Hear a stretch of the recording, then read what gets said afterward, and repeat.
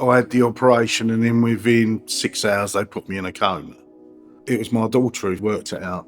So by the time I'd woken up, she'd already tried to get Irwin Mitchell involved. To tell you the truth, I didn't know what went wrong, but then looking back, I just couldn't believe how bad it was. My life was pretty full on. I suppose I was classed as a man's man. I've got 3 kids, and I was a lorry driver. I had to be near a toilet all the time. I can't play with my grandchildren. Being intimate with your wife, you can't do that anymore. My life was totally turned upside down. In about 2018, David started to experience some back pain, some neck pain, some neurological symptoms. His condition deteriorated and he was sent to A&E eventually, and he was admitted. Once he was admitted to hospital, unfortunately, that's where the failings took place. David should have had an earlier MRI scan that would have diagnosed a condition with his spine that needed urgent surgical treatment. By the time that was picked up by another hospital, it was too late. And by the time he had surgery, he'd suffered a serious spinal injury and is now a permanent wheelchair user. You know, what one hospital would ask another hospital, and they totally ignore each other. They didn't seem as if it was that important. When I couldn't walk, and when my bowels and bladder changed, and that's when I really got frightened, and that's when my wife got frightened as well. Obviously the house had to be adjusted. I can't think of anything that hasn't had to be adjusted. But the biggest thing was my wife, our relationship. Yeah, she used to come over and give me a cuddle, but I couldn't get over to her to give her a cuddle, you know?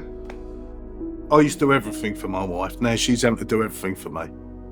And I just can't stand it. I still can't stand it. I did say to my wife, it might have been better off me not waking up from the coma.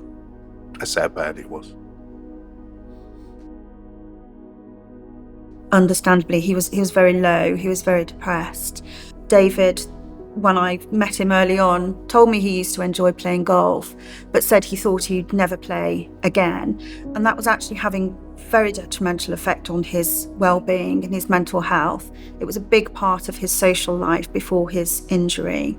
And when we introduced him to the Golf Trust and he was able to take advantage of the trials with a paragolfer, the next time I saw him, he was wearing a bright pink golfing jumper. I used to play because I used to like being around friends, and it gets you out. When I stood up, when it brought me up, I almost cried. It was in the winter and it was freezing, but I just didn't want to go in. I just loved it so much. Because it was built into my claim, I've obviously got the money for it. Compensation is absolutely essential where you've suffered a life-changing injury. You may have lost your job. You may no longer be able to access the home that you've lived in for years with your family. You may need lifelong therapies. You may need equipment to help with your mobility and everyday tasks. Without compensation, access to those things is incredibly difficult and life becomes even more challenging.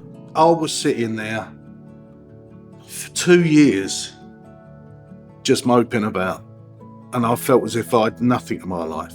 So then Irwin Mitchell came along and they started saying, well, look, we do think you got a case. I always knew that my solicitors had my back. I know I can't walk, but it's changed my life in the way of I don't have to worry about anything now in the way of money. And that makes a lot of difference.